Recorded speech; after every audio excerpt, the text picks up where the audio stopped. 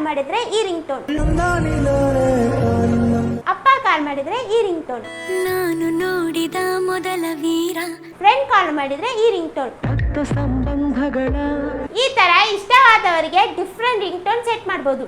ಅದು ಹೇಗೆ ಅಂತ ತಿಳಿದುಕೊಳ್ಳಬೇಕಾ? ಅದಕ್ಕೂ ಮುಂಚೆ ನಮ್ಮ ಚಾನಲ್ ಫಾಲೋ ಮಾಡಿದ್ರೆ ಫಾಲೋ ಮಾಡ್ಕೊಳ್ಳಿ. ನಿಮ್ಮ ಕಾಂಟ್ಯಾಕ್ಟ್ ನ ಓಪನ್ ಮಾಡಿ ಯಾರಿಗೆ ರಿಂಗ್ ಟೋನ್ ಸೆಟ್ ಮಾಡಬೇಕೋ ಅವ್ರ ಕಾಂಟ್ಯಾಕ್ಟ್ ನ ಓಪನ್ ಮಾಡ್ಕೊಳ್ಳಿ.